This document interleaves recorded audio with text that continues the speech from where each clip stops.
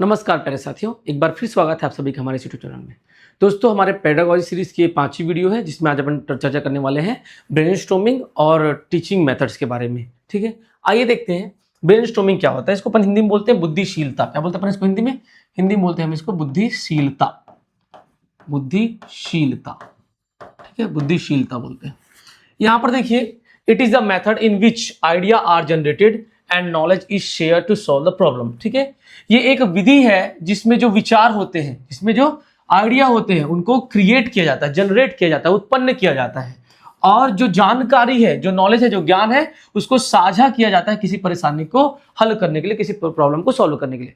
मतलब कोई एक प्रॉब्लम है जिसका सॉल्यूशन अपने को नहीं पता, कोई एक ऐसी प्रॉब्लम है जिसका सॉल्यूशन अपने को नहीं पता, हम उसको सॉल्व करने के लिए फिर आइडियाज सोच रहे हैं, आइडियाज जनरेट करने के कैसे इसको सॉल्व किया जा सकता है। और आइडिया नहीं सूझ रहा है तो जो नॉलेज हमारे पास है और जो नॉलेज सामने वाले के पास है, हम दोनों शेयर कर रहे हैं कि मुझे इतना आता है मैं यहां तक कर देता हूं, मुझे इसके बाद इतना आता है मैं इसको यहां तक सॉल्व कर सकता हूं। तो ये होता है कि आपका ब्रेनस्टॉर्मिंग। ठीक है, आगे बढ़ते हैं। It puts emphasis on informal approach to problem solving with lateral thinking. ठीक है, अब यहां पर देखिए, ये लैटरल थिंकिंग का मदद करता है। ठीक है, और ये क्या है? एक इनफॉर्मल अप्रोच है, मतलब ये एक अनौपचारिक दृष्टिकोण है, मतलब इसका कोई वास्तविक विधि नहीं है। यदि मुझे नाव बनाना है, मान लीजिए एक नाव है, यदि मुझे नाव बनाना है तो उसका एक मेथड होता है नाव बनाने का अपना, ये पहले क्या क्या करना है उसको लाइन से करके फिर चीजों को इकट्ठा करके फिर उसमें आगे बढ़ना है। लेकिन जब मुझे नहीं पता है नाव क्या कैसे बनाना है तो मैं क्या करूंगा? आइडिया जनरेट करूंगा। ठीक है, और शेयर करूंगा कि बताओ क्या करते हैं नाव बनाने के लिए। तो सबसे पहले समझ में आया कि लकड़ी लाते हैं तो लकड़ी काट करके लाएंगे अपन उसको।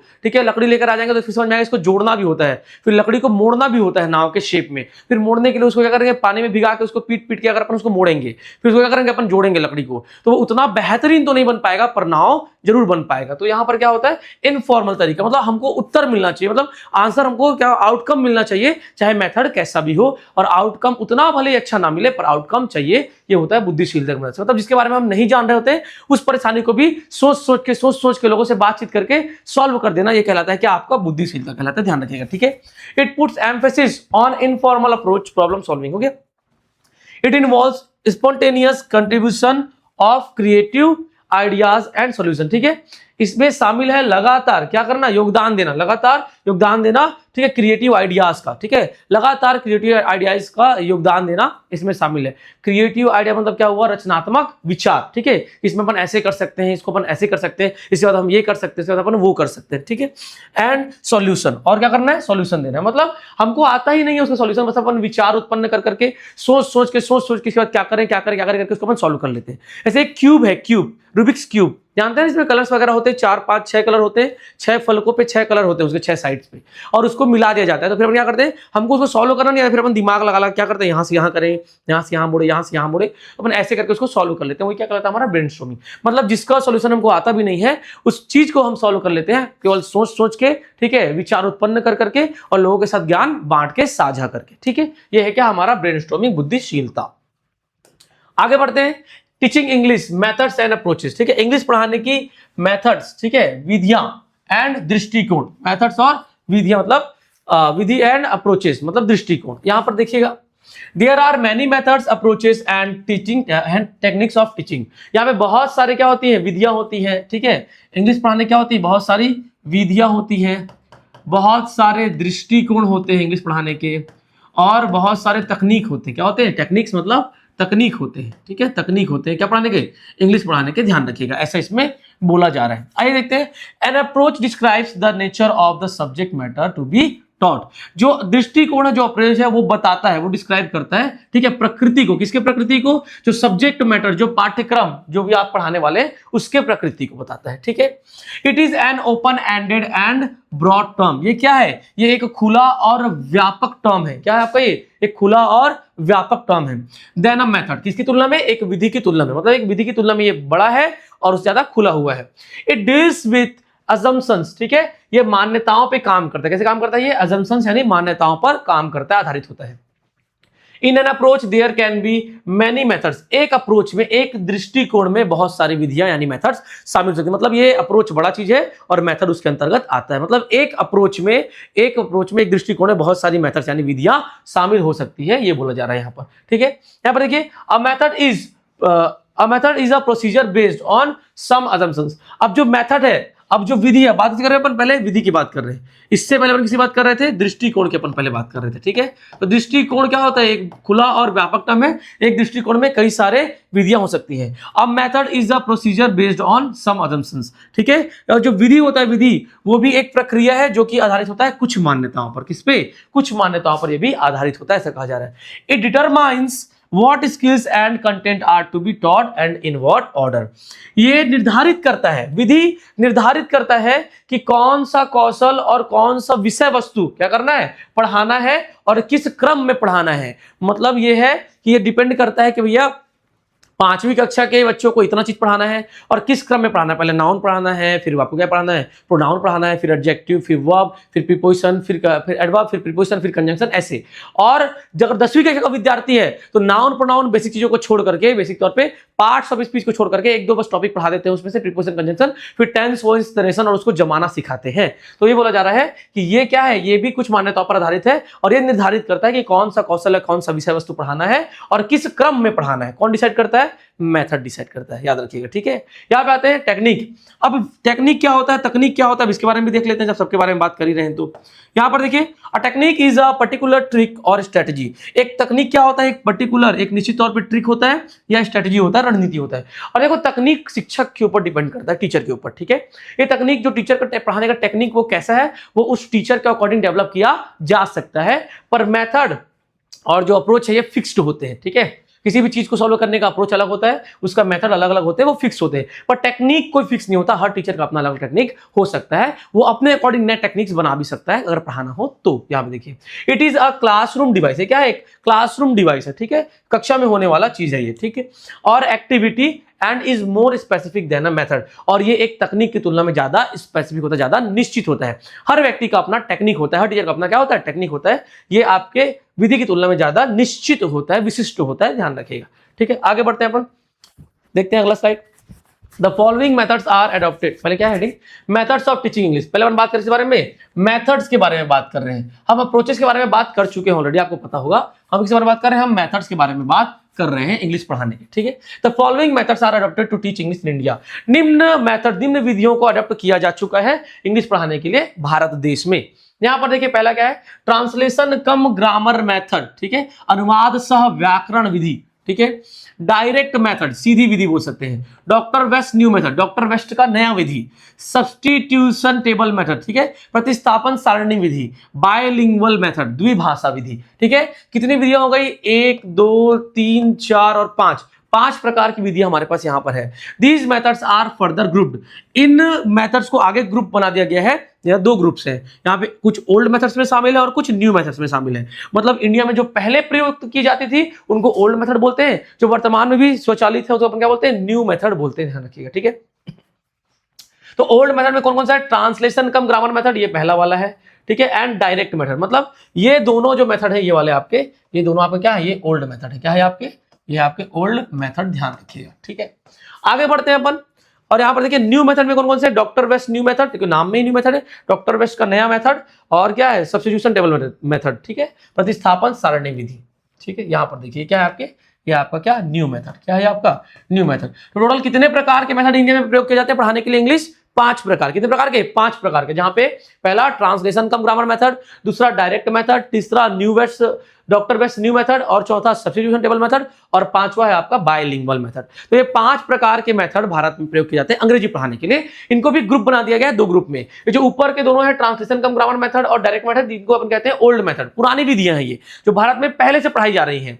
फिर doctor West new method, substitution table method, bilingual method, वो इनमें जो कमी थी उसको सुधार करने के लिए फिर बाद में ये 3 मेथड्स लाइन बाय लाइन आए, इनको हम बोलते हैं क्या, न्यू मेथड।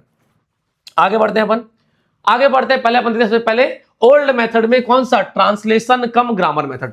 ओल्ड मेथड का पार्ट है कौन सा, ट्रांसलेशन कम ग्रामर मेथड। आइए देखते हैं अनुवाद सह व्याकरण विधि, ठीक है, अनुवाद सह व्याकरण। पहला पॉइंट क्या है, it is one of the oldest methods of teaching English in India. ये भारत में अंग्रेजी पढ़ाने का एक सबसे पुराने विधियों में से एक है, ये भारत में अंग्रेजी को पढ़ाने के सबसे पुराने विधियों में से एक है। It is also known as classical traditional method, इसको और क्लासिकल या ट्रेडिशनल मेथड के नाम से भी जाना जाता है, पारंपरिक विधि के नाम से भी इसको जाना जाता है, ध्यान रखिएगा, ठीक है। आगे बढ़ते हैं, translation of each and every word, phrase and sentence is done in mother tongue I dash, that is, I का मतलब क्या होता है आई डैश हिंदी में, इसका और इंग्लिश में क्या हुआ वो that is. Mother tongue dominates this method. यहां पर देखिए translation of each and every word, phrase and sentence is done. इस विधि में जो पाठ्यक्रम, जो पाठ्य पुस्तक है, जो लेसन है, उसका सारा एक एक शब्द, एक एक वाक्यांश, एक एक वाक्य को ट्रांसलेट कर दिया जाता है, अनुवाद कर दिया जाता है मातृभाषा में, ठीक है। अब दैट इज, जो कि मातृभाषा क्या करती है इसमें डोमिनेट करती है इस मेथड को, मतलब मातृभाषा हावी है इस विधि पर, मतलब मातृभाषा का बहुत ज्यादा प्रयोग होता है। सारी चीज को एकदम अनुवाद करके बता देते हैं, जैसे आपके स्कूल में हुआ है, खड़े करवा के बुक पढ़वा दिया आपको और फिर टीचर उसको पूरा हिंदी में समझा दिया बुक को कि ये स्टोरी है बुक का, चाचा नेहरू ने बच्चों को बॉल दिया, द बलून मैन वगैरह, ये सब बिजी बी, ये सब पढ़ा दिया गया था स्कूल में। तो सारा चीजें क्या आपको वर्ड टू वर्ड हिंदी में ट्रांसलेट करके पढ़ा दिया गया, और यही मेथड ज्यादातर चलता है आज भी स्कूल में, ध्यान रखिएगा, ठीक है। आगे देखिए, elaborate explanation of grammatical rules is provided, ठीक है। एलोबरेट होता है विस्तारित, क्या होता है विस्तारित एक्सप्लेनेशन, ठीक है, विवरण ऑफ ग्रामेटिकल रूल्स, ठीक है, व्याकरणिक नियमों का दिया जाता है इसमें, ठीक है। विस्तारित जो विवरण है वो ग्रामर के नियमों का इसमें दिया जाता है, ये एक अच्छी बात है इसकी। Much attention is paid to reading and writing whereas little or no attention is paid to speaking और लिसनिंग।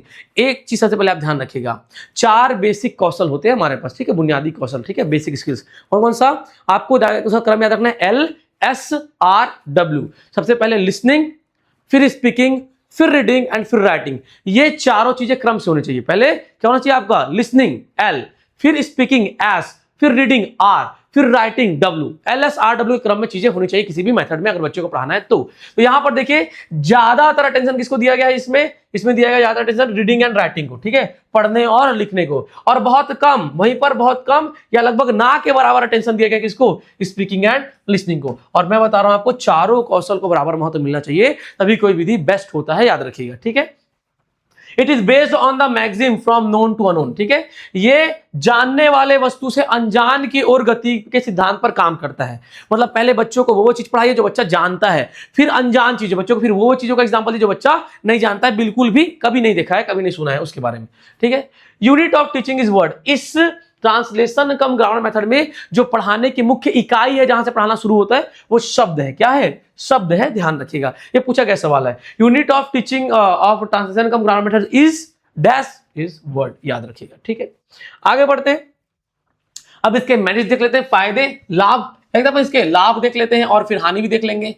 लाभ देखिए, English phraseology is easily explained, understood and assimilated, ठीक है।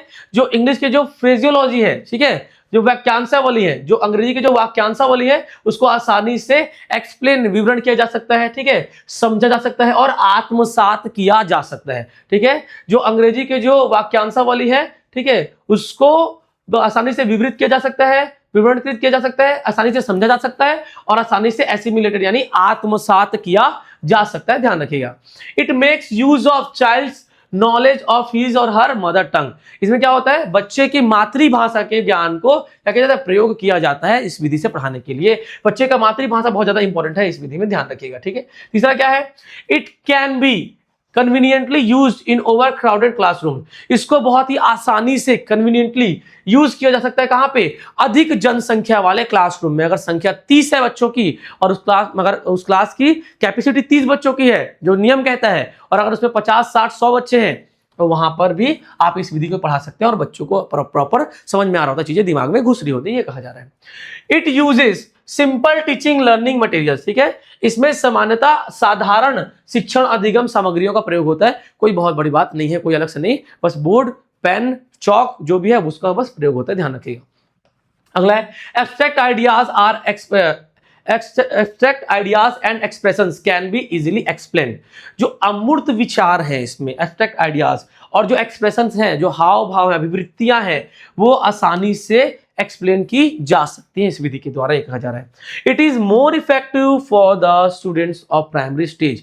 ये उन विद्यार्थियों के लिए ज्यादा प्रभावी है जो कि प्राइमरी स्टेज पे, प्राथमिक स्तर के विद्यार्थी हैं, उनके लिए ये मेथड ज्यादा उपयोगी, ज्यादा लाभकारी है, ऐसा बोला जा रहा है। आगे बढ़ते हैं, इधर देखिए अगला है क्या, डीमेरिट्स, मतलब इसके घाटा, नुकसान देखिए, ठीक है, इसके, ठीक है, इसके लाभ होगा ना तो क्या हुआ, हानि, इसके हानि, आने के बारे में बात करते हैं, ठीक है।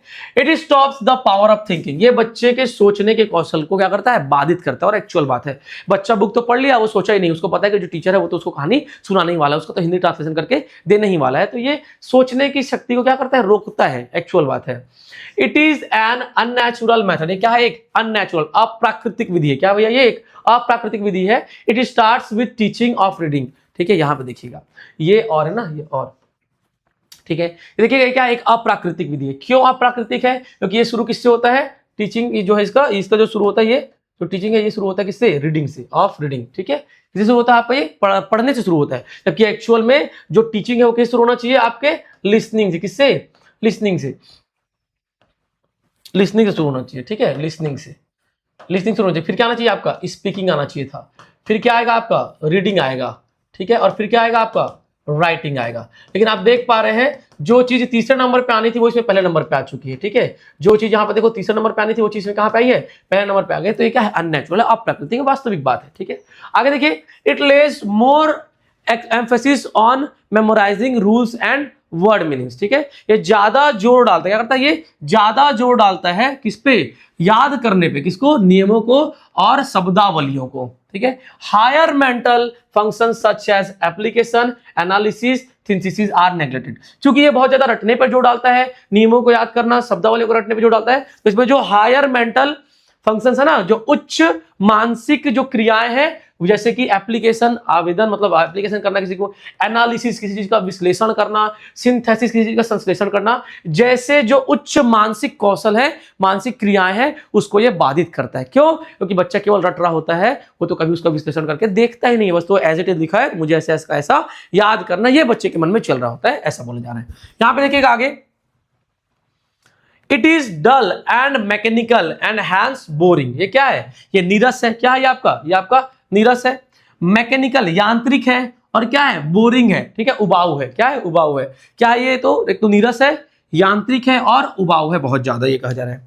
It is a teacher centred method, ये क्या है, शिक्षक आधारित विधि है। क्या ये, शिक्षक पर केंद्रित विधि है, मतलब यहाँ पर मुख्य जो है वो शिक्षक ही होता है। जब तक शिक्षक नहीं पढ़ाएगा बच्चे खुद से नहीं पढ़ पाएंगे, तो ये भी बात गलत है एकदम। टीचर सेंटर्ड नहीं होना चाहिए, मिला जुला सहयोग होना चाहिए, याद रखिएगा। It is not suitable when the class is heterogeneous, ठीक है। ये उपयोगी नहीं होता उस क्लास में जहां पे अनेक वर्ग के बच्चे रहते हैं। अनेक वर्ग का तात्पर्य यहाँ पे जाति वर्ग से नहीं है, मानसिक बुद्धिमत्ता के वर्ग से अपन बात कर रहे हैं, ठीक है। कोई बच्चा थोड़ा कमजोर है पढ़ने में, कोई बच्चा थोड़ा अच्छा है, कोई बच्चा बहुत अच्छा है। जो अलग अलग वर्ग के जो बच्चे हैं ना इस क्रम में, ठीक है, हेट्रोजेनस अलग अलग प्रकार के जो बच्चे हैं, उस कक्षा में इसका प्रयोग करना थोड़ा सा अजीब माना जाता है। क्योंकि जो सबसे कम लेवल के बच्चे हैं वो तो समझ जाते हैं चीजें, उनको अच्छी लगती है ये विधि। जिनका लेवल थोड़ा सा अच्छा है उनको थोड़ा सा अजीब लगता है, बोरिंग लगता है ये विधि। और जो ज्यादा अच्छे कौशल जिनके पास है, इनका ज्यादा अच्छा, जिनके पास ज्ञान है उस चीज का, उसके लिए विधि बेकार लगता है, बहुत ज्यादा बोरिंग लग रहा होता है उसको, ठीक है। आगे बढ़ते हैं अपन। अगला क्या है, डायरेक्ट मेथड, सीधी विधि। डायरेक्ट मेथड का क्या मतलब हुआ, सीधी विधि, ठीक है, सीधी विधि। आइए देखते हैं क्या होता है सीधी विधि। It is also known as natural reformed method of Berlitz method, ठीक है। इधर देखिए, इसको जाना जाता है प्राकृतिक सुधारित विधि के नाम से या फिर बर्लिट्ज विधि के नाम से। इसको और डायरेक्ट मेथड के अलावा इसको और प्राकृतिक विधि कहते हैं, इसका अन्य नाम है। और इसका अन्य नाम है आपका रिफॉर्म्ड मेथड, यानी कि सुधारित विधि, ठीक है, संशोधित विधि। और इसको क्या कहते हैं अपन, बर्लिट्ज विधि। अगर कभी बर्लिट्ज विधि बोला जाए तो उसका मतलब क्या है, आपका डायरेक्ट मेथड, सीधी विधि की बात की जा रही है। तो Berlitz method is nothing more than direct method, direct method is Berlitz method and Berlitz method is direct method, ध्यान रखिएगा। आगे देखिए, it involve as a reaction against the translation cum grammar method, ठीक है। ये ट्रांसलेशन कम ग्रामर मेथड के विरोधी प्रक्रिया के रूप में इसका जन्म हुआ है, ठीक है। ट्रांसलेशन कम ग्रामर मेथड में जो भी कमियां पाई जा रही थी, उसको कमियों को सुधारने के लिए उस ट्रांसलेशन कम ग्रामर मेथड के विरोध के प्रतिक्रिया के रूप में क्या हुआ, इसका जन्म हुआ, इस विधि को लाया गया है। The real aim of this method is to make the learner acquire a real command over a language without the intervention of mother tongue। यहाँ पर देखिए, इसका जो वास्तविक उद्देश्य है वो क्या है, यहाँ पर is to make the learner acquire a real command, ठीक है। ये बच्चे को क्या वास्तविक कमांड हासिल हो सके, किसमें, उस लैंग्वेज में जिसको वो पढ़ रहा है, बिना किसी मातृभाषा के इंटरफियर के, ठीक है, बिना किसी मातृभाषा के इंटरफेयर के, याद रखिएगा, ठीक है। तो इसमें क्या हो सकता है, ये मेथड लाएगा कि बच्चा जो है उसको जो भाषा पढ़ाया जा रहा है उसमें बच्चा कमांड हासिल कर पाए, मतलब वो बोल के सामने वाले को बोल के बता पाए, और वो कोई बोल रहा है उस भाषा को तो वो सुन के समझ पाए, उस भाषा को वो सीख पाए, ये रियल कमांड होता है, ठीक है। वो बच्चा एक्वायर कर पाए किसी भी लैंग्वेज में, इंग्लिश लैंग्वेज में, बिना बच्चे अपनी मातृभाषा का यूज कर पाए, ऐसा ये इसका मेन उद्देश्य है किसका, डायरेक्ट मेथड का। दिस मेथड चाहे ऊपर भी क्या नहीं है, ठीक है। दिस मेथड और ओरिजिनेटेड इन फ्रांस, इस मेथड का जन्म कहां पर हुआ है, फ्रांस में। कहां पर हुआ है, फ्रांस नामक देश में। कौन सी मेथड का जन्म हुआ है, तो आपके Berlitz method, direct method, natural method and reformed method. और ये मेथड आया किसके विरोध के रूप में था, ट्रांसलेशन कम ग्रामर मेथड के विरोध के रूप में इसका जन्म हुआ था, ध्यान रखिएगा, ठीक है। Attention is paid to speaking and listening, ideas oral work precedes reading and writing. यहां पर जो अटेंशन है, ठीक है, यहां पर जो ध्यान है वो दिया गया किस पे, स्पीकिंग बोलने पे और सुनने पे, किस पे, बोलने पे और सुनने पे, दैट इज क्योंकि ओरल वर्क प्रीसीड्स रीडिंग, ठीक है, क्योंकि जिससे क्या होता है कि जो मौखिक क्रिया है वो पहले होती है किसके, पढ़ने और लिखने के लिए। तो ठीक है, अच्छी बात है, LSRW क्रम में होना चाहिए। देखो रीडिंग एंड राइटिंग से पहले क्या हो रहा है आपका, लिसनिंग एंड स्पीकिंग हो रहा है, ध्यान रखिएगा। Grammar is taught inductively and indirectly through examples. जो ग्रामर है, जो व्याकरण है, उसको पढ़ाया जाता है आगमनात्मक तरीके से और इनडायरेक्टली, ठीक है, मतलब इनडायरेक्टली तरीके से पढ़ाया जाता है, किसकी मदद से, एग्जाम्पल्स के मदद से, ठीक है। यहां पर देखिए अप्रत्यक्ष तरीके से, इनडायरेक्ट क्या हुआ, अप्रत्यक्ष तरीके से एग्जाम्पल, उदाहरण के रूप में पढ़ाया जाता है।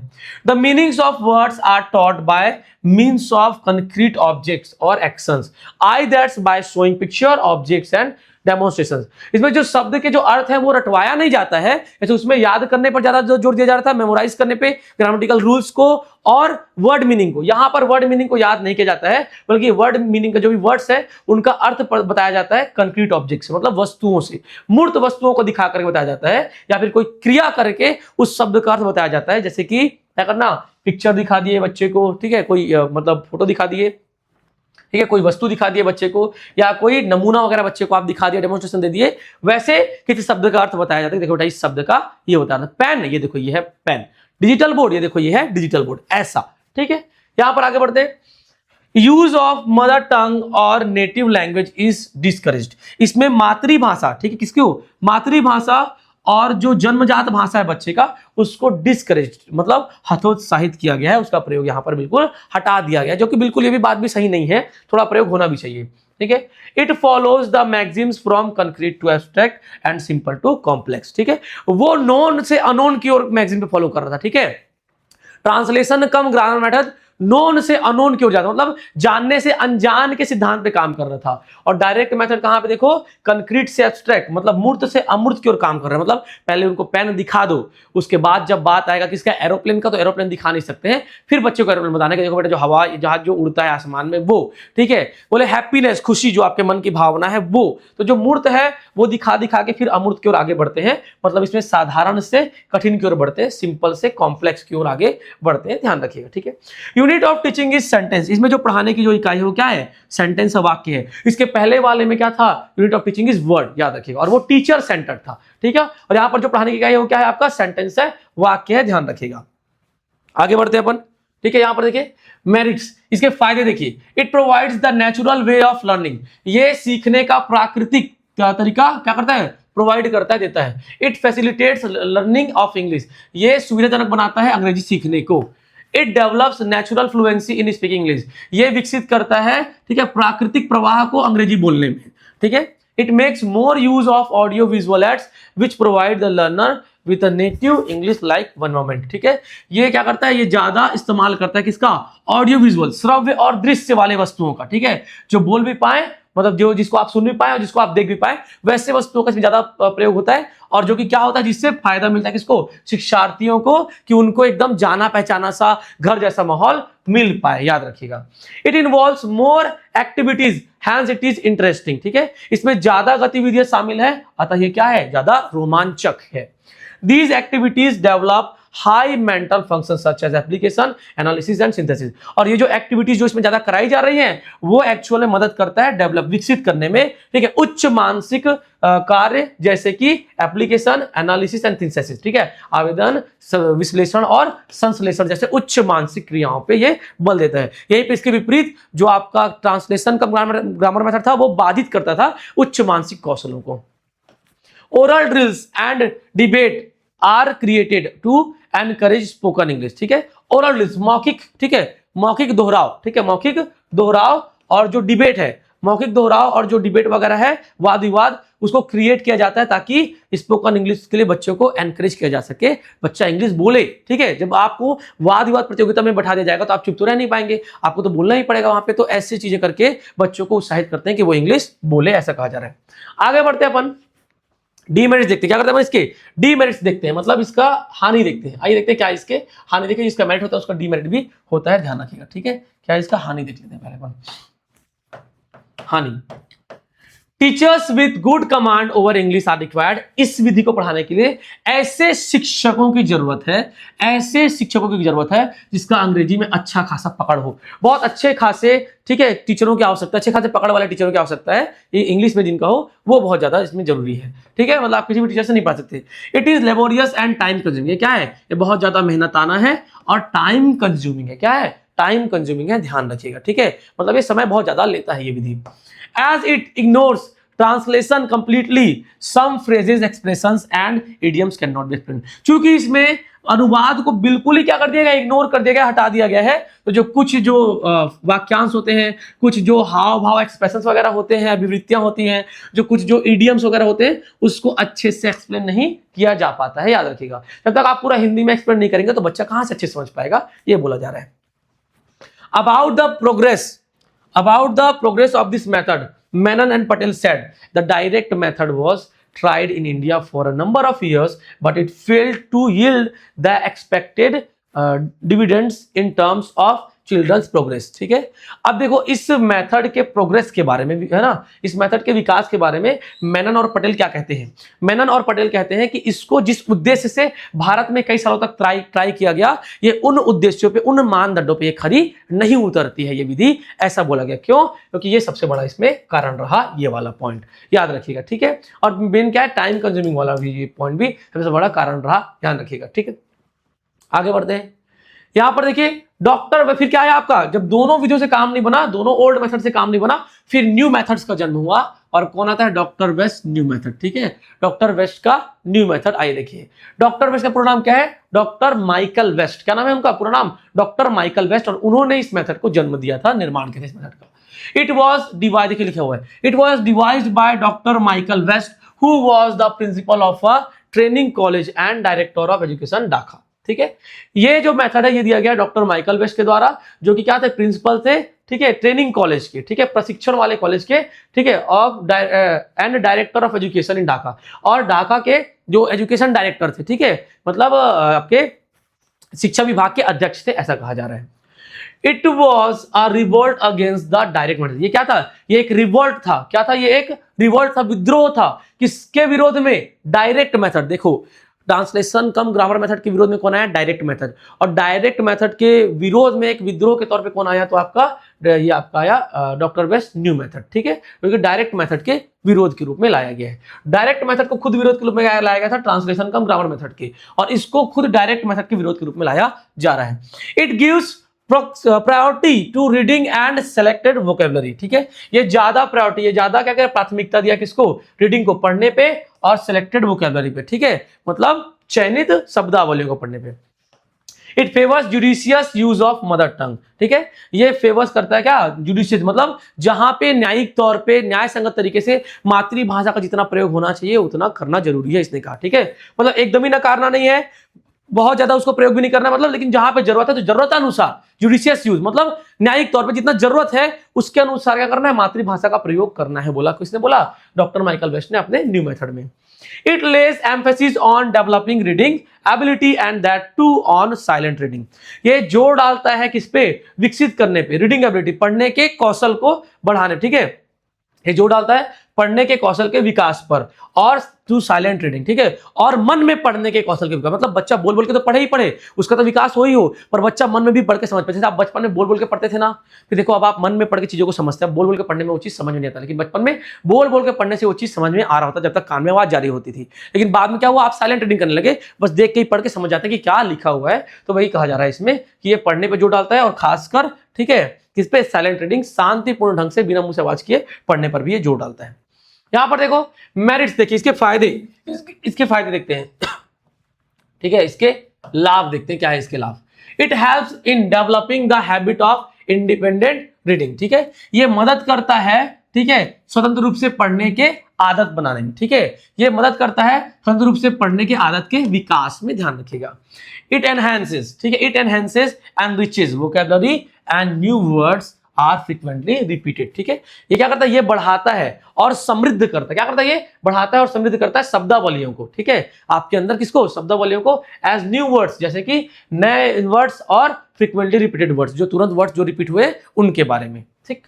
आगे बढ़ते हैं। It develops taste for other books, इससे क्या होता है, दूसरे पुस्तकों के प्रति टेस्ट विकसित होता है। बच्चा पढ़ना जान गया है, बहुत अच्छे से पढ़ने आता है उसको, तो वो अपने पाठ्यक्रम के पुस्तक को तो पढ़ता ही है, और दूसरे पुस्तकों को भी पढ़ने का क्या होता है, मन होता है। तो इससे क्या होता है, नई नई बुक्स और दूसरी बुक्स को पढ़ने के भी टेस्ट डेवलप होते हैं। Judicious use of mother tongue makes the difficult task easy, मातृभाषा का जो प्रयोग किया जा रहा है जरूरतानुसार, वो कठिन समस्याओं को, ठीक है, कठिन समस्याओं को आसान कर देता है। क्या करता है, कठिन समस्याओं को आसान कर देता है, ध्यान रखिएगा, ठीक है। It develops comprehension and self activity, ठीक है। इससे विकसित होता है क्या, समझ और, ठीक है, सेल्फ एक्टिविटी, मतलब खुद से की गई गतिविधियां क्या होती हैं, इससे विकसित होती हैं। ये सारे क्या है इसके फायदे। बच्चा समझता है, उसके अंदर मेन कॉम्प्रिहेंशन की भावना डेवलप होती है, बच्चे के अंदर समझ डेवलप होता है।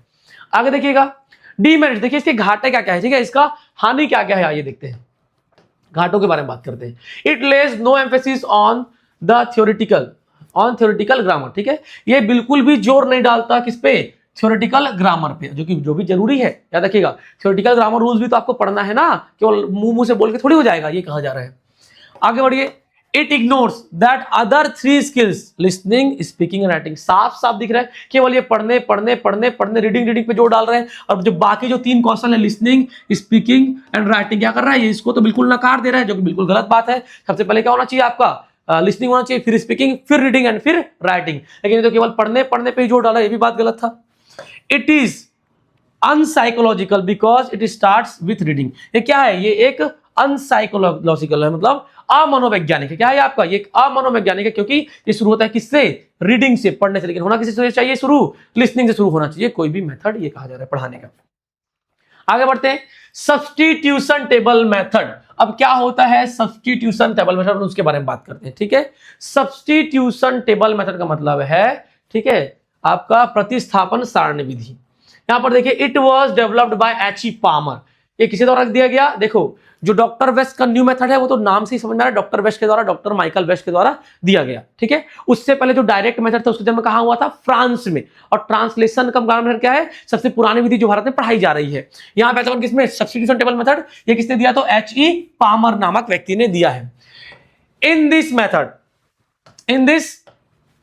Method words in a sentence are substituted by other words, ठीक है। इस विधि में जो वर्ड्स हैं, ठीक है, एक सेंटेंस के, उसको बदला जाता है, प्रतिस्थापित किया जाता है, किसके द्वारा, दूसरे शब्दों के द्वारा। मतलब जो शब्द है, मान लीजिए एक शब्द दिया गया है क्या आपका कोई सा, और उस शब्द के जरिए और कई शब्दों को सीखा जाता है, उसको सब्स्टिट्यूट करके, कि यहाँ पे देखो ये शब्द का प्रयोग हो सकता है बेटा, ये शब्द का भी यही मीनिंग होता है, इस शब्द का भी यही मीनिंग होता है, ऐसा समझे बात को, ठीक। जैसे कि एक शब्द क्या है आपका, ब्यूटीफुल, क्या है ब्यूटीफुल, तो चार्मिंग का मतलब भी वही हुआ, सुंदर, ठीक है। गॉर्जियस का मतलब भी क्या हुआ, सुंदर हुआ। हैंडसम का मतलब भी सुंदर होता है, जो कि मेल के लिए प्रयोग होता है। ऐसे सेम वर्ड को क्या कर रहे हैं अपन, रिप्लेस कर रहे हैं, बाकी वर्ड से सब्स्टिट्यूट कर रहे हैं, प्रतिस्थापित कर रहे हैं। इसलिए बच्चा एक शब्द की मदद से जो सेंटेंस में आया हुआ है और कई शब्द सीखता जा रहा है, जो उसके बदले प्रयोग हो सकता है उस कॉन्टेक्स्ट में, याद रखिएगा। It was devised to supplement the direct method, ठीक है। इसको डायरेक्ट मेथड जो याद रखिएगा, डॉक्टर वेस्ट के न्यू मेथड से जो पहले डायरेक्ट मेथड था, ओल्ड मेथड का जो सेकंड वाला था, उसके पूरक के रूप में लाया गया। किस रूप में लाया गया, इसके पूरक के रूप में लाया गया, मतलब ये ज्यादा सही था डॉक्टर वेस्ट के न्यू मेथड से, ठीक है, ऐसा बोल करके इसके पूरक के रूप में, मतलब इसी में कुछ सुधार करके लाया गया इसको, ठीक है। ट्रांसलेशन कम ग्रामर मेथड में सुधार करके लाया गया किसको, डायरेक्ट मेथड को। डायरेक्ट मेथड के सुधार के रूप में कि बेकार है ये मेथड, कौन सा आया, डॉक्टर वेस्ट का न्यू मेथड आया। फिर डॉक्टर वेस्ट का न्यू मेथड भी फिर एक अननेचुरल मेथड था, ये प्रूव करने के लिए कौन लाया, एच ई पामर ने लाया, कौन सा मेथड, सब्स्टिट्यूशन टेबल मेथड, जो कि किसका पूरक है, जो कि डायरेक्ट मेथड में ही कुछ थोड़े बहुत सुधार करके लाए गए हैं। In this method, a model sentence is chosen and then its words are substituted। इस मेथड में एक नमूना वाक्य चूज कर लिया जाता है और उसके सारे शब्दों को, जो कठिन कठिन शब्द होते हैं, जो सरल सरल शब्द होते हैं, उनको दूसरे शब्दों से क्या किया जाता है, प्रतिस्थापित किया जाता है, जिससे बच्चा एक शब्द की मदद से कई शब्द सीख पाता है। ब्यूटीफुल दिया है तो उसको हटा दिया, देखो बेटा चार्मिंग आ जाएगा यहाँ पे, हटा दिए गॉर्जियस आ जाएगा, और हटा दिए हैंडसम आ सकता है यहाँ पे, क्योंकि जनरली पुरुष के लिए प्रयोग होता है, और जो आपका ब्यूटीफुल है वो महिला के लिए प्रयोग होता है, ठीक है। जैसे देखो बेटा यहाँ पे गुड लुकिंग आ सकता है, ऐसा मतलब सारे वर्ड को क्या कर रहे हैं, सब्स्टिट्यूट करके एक वर्ड की मदद से उस सेंटेंस में सारे वर्ड्स बच्चे को सिखाया जा रहा है, और सारे ऐसा सेंटेंस चूज करना है इसके सारे वर्ड्स को आप सब्स्टिट्यूट कर पाओ, ऐसा बोला जा रहा है। तो पहले एक मॉडल सेंटेंस चूज कीजिए, नमूना वाक्य, और उसके सारे वर्ड को प्रतिस्थापित कीजिए दूसरे शब्द से, ताकि बच्चा अच्छे से समझ पाए चीजों। Criteria for choosing a model sentence, ठीक है। और जो मॉडल सेंटेंस आपको जो चूज करना है, ये जो आपको मॉडल सेंटेंस जो आपको चूज करना है, इसके लिए क्राइटेरिया, मानदंड क्या क्या है, ये देखिए क्या क्या मानदंड उसके लिए। It should be chosen from the text to be taught, ये उसी पाठ्य पुस्तक में से उसी लेसन में से चूज करना है जो लेसन आप पढ़ाने वाले, बाहर से कोई लेके नहीं आना है आपको, बच्चे के पाठ्य पुस्तक में से जो पाठ आप पढ़ाने वाले उससे ये क्या करना है, एक सेंटेंस आपको चूज करना है। इट शुड बी, ठीक है, ये हो गया पहला, ये हो गया दूसरा, it should refer to the subject matter of the lesson, ठीक है, और ये संबंधित होना चाहिए किससे, ये बताना चाहिए किसको, वाक्य के सब्जेक्ट मैटर को, विषय वस्तु को, ठीक है, उस पाठ के विषय वस्तु को बताना चाहिए, ऐसा आपको चूज करना है सेंटेंस जो उस पाठ को क्या करे, डील कर पाए थोड़ा सा। In the beginning easy sentences should be chosen, और शुरुआती दौर पे एकदम आसान सा वाक्य क्या करना है, चूज करना, ताकि बच्चा उसको समझ पाए, बाद में थोड़ा थोड़ा कॉम्प्लेक्सिटी को बढ़ाते जाना है, ये कहा जा रहा है। आइए देखते हैं इसके भी फायदे और नुकसान देख लेते हैं। अच्छा पहले देखो स्टेप्स देख लेते हैं, स्टेप्स ऑफ सब्स्टिट्यूशन, ठीक है। अब देखो प्रतिस्थापन, अब तो एक सेंटेंस चूज कर लिए, अब उनके शब्दों क्या करना है, प्रतिस्थापित करना है। एक सबसे पहले शुरू वाला सेंटेंस जो रहेगा वो सरल सरल चूज करना है, बाद में उसको थोड़ा थोड़ा कठिन करना है, और जब सेंटेंस आप चूज कर लिए तो फिर किस विधि से उसको प्रतिस्थापित करना है, कैसे प्रतिस्थापित करना है, उसके बारे में बात की जा रही है। अ table of words is prepared by the teacher, पहली बात तो शब्दों का, ठीक है, शब्दों का क्या करना है, एक टेबल प्रिपेयर करना है, बनाना है किसको, शिक्षक को, कि वर्ड मीनिंग का पूरा एक टेबल बना ले जो बच्चे के पूरे साल के लिए उपयोगी है, पूरे पाठ्य पुस्तक में जो है उसके अनुसार बना ले, ये कहा जा रहा है, ठीक है। अगर अच्छे से पढ़ाना है इंग्लिश बच्चों को तो ये एकदम अच्छा बात बताया जा रहा है, यहां पे देखिएगा, a model sentence is framed and then it is read, और फिर क्या करना है, मॉडल सेंटेंस क्या करना है, एक निर्माण करना है, और उसके बाद क्या करना है, उसको पढ़ना है, क्या करना है, उसको फिर पढ़ना है। फिर देखिए क्या बोला जा रहा है, sentence is repeated by the learners, ठीक है, अभी टीचर को करना है ये दोनों काम, अब इधर क्या करना है, sentence is repeated by the learners to check pronunciation, stress and intonation, और फिर बच्चों को बोलना है कि बेटा रिपीट करो जो मैं सेंटेंस बोला हूं उसको, तो फिर बच्चा करेगा, उसको रिपीट करेगा, और जब बच्चा रिपीट कर रहा है तो आपको केवल सुनना नहीं है, चेक करना है क्या, कि बच्चा सही ढंग से उच्चारण कर रहा है कि नहीं कर रहा है, प्रोनाउंसिएशन कर रहा है कि नहीं कर रहा है, बच्चा जो है वो सही जगह पे स्ट्रेस मतलब खिंचाव डाल रहा है कि नहीं डाल रहा है, ठीक है, और जो इंटोनेशन है, जो स्वर ध्वनि है उसका, वो बच्चे का सही आ रहा है कि नहीं आ रहा है, ये सब आपको चेक करना है बच्चे को वापस से बुलवा करके। फिर sentence is translated into mother tongue, और फिर उस वाक्य को, उस सेंटेंस को ट्रांसलेट करना है किसमें, मातृभाषा में, किसमें, मदर टंग में, ये बोला जा रहा है। फिर आगे आते हैं, the words of to be substituted are written separately, और जो शब्दों को, और जिन शब्दों को क्या किया, प्रतिस्थापित किया जा रहा है, उन शब्दों को सेपरेटली अलग से लिख लेना है, ये बोला जा रहा है, ठीक।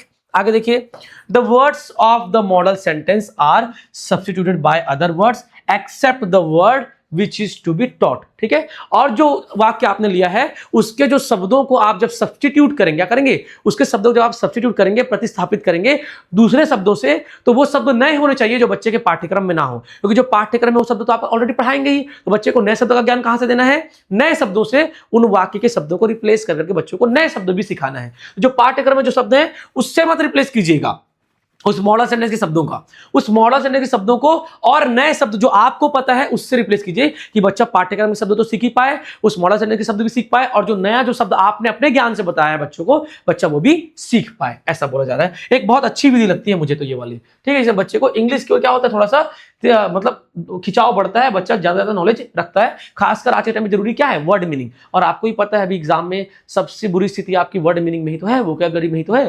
कुछ गलत बोला क्या मैंने, बताइए, है कि नहीं है, क्योंकि हमारे बचपन से प्रैक्टिस ही नहीं है वो। आगे देखते हैं डीमेरिट्स, मेरिट्स देखते हैं, लाभ। इसके अपन क्या करते हैं, लाभ देखते हैं इसके क्या क्या लाभ है। It is an interesting method, क्या है, एक रोमांचक विधि है, ठीक है। It is an interesting method, it provides controlled language practice to the learners. ये शिक्षार्थियों को देता है क्या, नियंत्रित, ठीक है, भाषा का, ठीक है, अभ्यास करना, ठीक है। ये शिक्षार्थियों को नियंत्रित भाषा का अभ्यास करवाता है शिक्षक के द्वारा। It encourages the formation of correct speaking habits. ये क्या करता है, ये प्रोत्साहित करता है किसको, बनाने में करेक्ट इंग्लिश बोलने की आदत को, करेक्ट सही से इंग्लिश बोलने की आदत को बनाने के लिए ये क्या करता है, बच्चे को प्रोत्साहित करता है। क्या देखिए, इट एंश्योर्स, ये सुनिश्चित करता है correct pronunciation, intonation and fluency. ये सही उच्चारण को सुनिश्चित करता है, सही स्वर ध्वनि को सुनिश्चित करता है, सही प्रवाह के लिए भी ये क्या करता है, उसको भी सुनिश्चित करता है, ध्यान रखिएगा। A lot of learning is done without memorizing of the rules of grammar। इसे बहुत सारी चीजें बच्चा सीख सकता है बिना व्याकरण के नियमों को याद किए हुए, ऐसा बोला जा रहा है। It improves the thinking power of student। ये क्या करता है, ये बढ़ाता है बच्चे के सोचने की क्षमता को, बच्चे के सोचने की शक्ति को क्या करता है, ये बढ़ाता है, ध्यान रखिएगा। आगे बढ़ते हैं, डीमेरिट्स देखते हैं, इसके नुकसान। अगर इसके नुकसान देखते हैं, ठीक है, मतलब हानि देखते हैं, इसका हानि देखते हैं, ध्यान रखिएगा, ठीक है। क्या है हानि, it lays more stress on written work. ये ज्यादा जोर डालता है किस पे, रिटर्न वर्क पे, ठीक है, कि लिखो लिखो लिखो लिखो, उस पर ज्यादा जोर डालता है, ये थोड़ा सा गलत बात है, ठीक है। यहाँ पर देखिए, grammatical rules systematically are not explained. अभी भी बताया मैंने जस्ट कि जो ग्रामेटिकल रूल्स है उसके बिना ही बच्चा बहुत कुछ सीख जाता है, तो सिस्टमेटिकली, ठीक है, क्रमबद्ध तरीके से, ठीक है, जो ग्रामेटिकल रूल्स है वो बच्चे को नहीं सिखाया जाता है। Pros poetry and composition can not be taught by this method, ठीक है। Pros poetry and composition can not be taught by this method, ठीक है। जो प्रोज होता है, ठीक है, जो पोएट्री होता है, और जो कंपोजिशन होता है, ठीक है, जो प्रोज होता है गद्यांश वगैरह, ठीक है, जो पोएट्री होता है कविता वगैरह, और जो कंपोजिशन जो रचनाएं वगैरह हैं उसको आसानी से, ठीक है, इस विधि के द्वारा नहीं पढ़ाया जा सकता है, ठीक है, क्योंकि यहाँ पे वर्ड मीनिंग बस याद करवाया जा रहा है, याद रखिएगा, और एक्चुअल में उसको समझना होता है भावनात्मक तौर पे, इसको पोएट्री वगैरह को। Only A number of isolated sentences can be taught। और इसमें कुछ संख्या ही बस, ठीक है, कुछ निश्चित वाक्य ही, ठीक है, अलग से पढ़ाए जाते हैं इस विधि के द्वारा, ये भी इसका हानि है। बोले only trained and skilled teachers can teach effectively. और इस विधि को केवल बहुत ज्यादा प्रशिक्षित और बहुत ज्यादा कौशलकृत शिक्षक ही पढ़ा सकते हैं, और भारत में शिक्षक कई प्रकार के होते हैं, जरूरी नहीं कि हर जगह पे ऐसे टीचर पाए जाए, ध्यान रखिएगा, ठीक है। अलग अलग एरिया के अकॉर्डिंग अलग अलग प्रकार के टीचर्स हमारे पास हुए। आते हैं किसमें, बाइलिंगुअल मेथड में। किसमें आता है अपन, बाइलिंगुअल मेथड में, द्विभाषा विधि, दो भाषा का प्रयोग करके बच्चे को इंग्लिश सिखाना है, ठीक है। It was developed by C J Dodson, ये दिया गया किसके द्वारा, सीजे डॉटसन। इसके पहले वाला किस द्वारा दिया गया, आपका सब्स्टिट्यूशन टेबल मेथड किस द्वारा दिया गया, एच.ई. पामर के द्वारा, किस द्वारा, एच.ई. पामर के द्वारा। डॉक्टर वेस्ट का new method doctor Michael West के द्वारा दिया गया, याद रखिएगा, ठीक है। और उससे पहले वाला डायरेक्ट मेथड किसके द्वारा दिया गया था, फ्रांस में उसका निर्माण हुआ था। और ट्रांसलेशन कम ग्रामर मेथड तो भारत में बहुत परंपरागत तरीके से चली आ रही है, जो कि अंग्रेजों के द्वारा दिया गया था, ऐसा कहा जाता है। It was developed by C J Dodson. ये किसके द्वारा विकसित किया गया, सीजे डॉटसन के द्वारा। कब, लेट 1960s, ठीक है, 1960 के बाद के दिनों में इसका विकास हुआ, सीजे डॉटसन ने किया। It is a Midway between the translation cum grammar method and the direct method. जो पुरानी दोनों विधियां हैं, जो पुरानी दोनों विधियां हैं आपकी, ट्रांसलेशन कम ग्रामर मेथड और डायरेक्ट मेथड, उन दोनों के बीच का ये रास्ता है। क्या है ये, उन दोनों के मिडवे बिटवीन, ठीक है, उन दोनों के बीच का रास्ता है ये, क्योंकि दोनों विधि अपने आप में अच्छी थी, तो बीच का रास्ता निकाला गया, ये कहा गया। In this method, a statement is said twice, first in target language and then in mother tongue. Sandwich in between, thus it is also called a sandwich technique. इसमें क्या होता है, जो टारगेट स्टेटमेंट रहता है, ठीक है, जो टारगेट लैंग्वेज जो स्टेटमेंट रहता है वो बोलना नहीं, पहले इंग्लिश में बोलना है, फिर क्या करना है, उसको फिर हिंदी में बोलना है, और फिर इंग्लिश में बोलना है। मतलब 2 बार टारगेट लैंग्वेज में बोलना है और 1 बार मदर टंग में बोलना है। और इसी नाम से सैंडविच मेथड भी कहते हैं, मतलब ऊपर इंग्लिश, नीचे इंग्लिश और बीच में हिंदी, ठीक है, जो मातृभाषा है। जैसे ऊपर ब्रेड, नीचे ब्रेड और बीच में आलू, तो क्या हुआ आपका, वो सैंडविच हुआ कि नहीं हुआ। वैसे ही ऊपर इंग्लिश, फिर हिंदी बोलना है उसका, फिर वापस से इंग्लिश बोलना है। पहला बच्चा अगर जो इंग्लिश ना सीख पाया, ना सुन पाया हो ढंग से, थोड़ा बहुत सुन पाया हो, वो हिंदी को पहले समझ ले और फिर वापस से इंग्लिश सुने तो उसको वो आत्मसात कर ले, ऐसा कहा जा रहा है। इसके नाम से इसको आपका सैंडविच मेथड भी कहते हैं। तो बायलिंगुअल मेथड का नाम ही क्या है? Sandwich method. द्विभाषा विधि का नाम ही क्या है? सैंडविच विधि। एग्जाम्पल देखिए, you must eat balance diet, तुम्हें संतुलित आहार अवश्य खाना चाहिए। देखो ये इंग्लिश हो गया, क्या हुआ आपका? ये इंग्लिश हो गया टारगेट लैंग्वेज में, ठीक है। क्या हुआ आपका? ये टारगेट लैंग्वेज में, टारगेट लैंग्वेज में हो गया क्या आपका ये पहला स्टेटमेंट। दूसरा देखिए क्या है? तुम्हें संतुलित आहार अवश्य खाना चाहिए, ये क्या है आपका? ये आपका हिंदी, क्या है आपका? ये हिंदी है। और ये कौन सा लैंग्वेज है? ये आपका नेटिव लैंग्वेज या मदर टंग है। क्या आपका? ये नेटिव लैंग्वेज या क्या हुआ आपका? ये मदर टंग। क्या हुआ आपका? ये मदर टंग में। किसमें है आपका? ये मदर टंग में है, ये ध्यान रखिएगा। और फिर वापस से देखिए ये किसमें है? इंग्लिश में। किसमें आपका? ये इंग्लिश में है, जो कि क्या है आपका? वापस से टारगेट लैंग्वेज है। क्या है आपका? ये वापस से टारगेट लैंग्वेज है। तो देखो दो बार टारगेट और एक बार नेटिव या मदर टंग, बन गया ना सैंडविच, ऊपर नीचे सेम और बीच में उसका मीनिंग है। तो क्या बना हमारा? सैंडविच बन गया। आप यहाँ पर देख पा रहे हैं क्या बन पाया हमारा? यहाँ पे सैंडविच बन गया। बीच में क्या है आपका? यहाँ पे बीच में आ गया आपका हिंदी यानी कि मातृभाषा और ऊपर नीचे टारगेट लैंग्वेज। यहाँ पर देखिए, it is based on the principal of रिफॉर्मुलेशन of concepts, structures and use in the mother टंग। ठीक है, ये आधारित है किसके सिद्धांत पर? रिफॉर्मुलेशन, पुनर्निर्माण, रिफॉर्म, उसको क्या करना? पुनर्निर्माण, ठीक है, किसका? कॉन्सेप्ट्स के, जैसे कि स्ट्रक्चर्स हो गए और जो आपके मदर टंग है उनमें, ठीक है, in the use of mother tongue. तो मातृभाषा का इस्तेमाल करके कॉन्सेप्ट्स का क्या करना? रिफॉर्मुलेशन करना है, इसमें ये कहा जा रहा है। In this method substitutions are created by giving the mother tongue native language equal importance to the target language.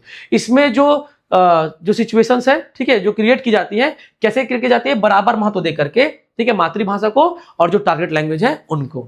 यहां पर देखिए, इट प्रोवाइड्स 3 फ्रेज स्ट्रक्चर, ठीक है, प्रेजेंटेशन, प्रैक्टिस एंड प्रोड्यूस। ये क्या करता है? ये 3 फ्रेज स्ट्रक्चर, ठीक है, 3 रूप वाला स्ट्रक्चर प्रोवाइड करता है। PPP, presentation, practice and produce, ठीक है, मतलब दिखाना, ठीक है, फिर उसको अभ्यास कराना और फिर प्रोड्यूस कराना, उत्पाद कराना। बता चुका हूं मैं आपको, पीपीपी पढ़ा चुका हूं, ठीक है। आगे बढ़ते हैं। Sentence is the unit of teaching. यहाँ पे क्या है? सेंटेंस, मुख्य पढ़ाने की इकाई क्या है? यहाँ पे वाक्य है, ठीक है। और किसमें था? डायरेक्ट मेथड में भी तो वाक्य था मेरे हिसाब से, हाँ कि ना?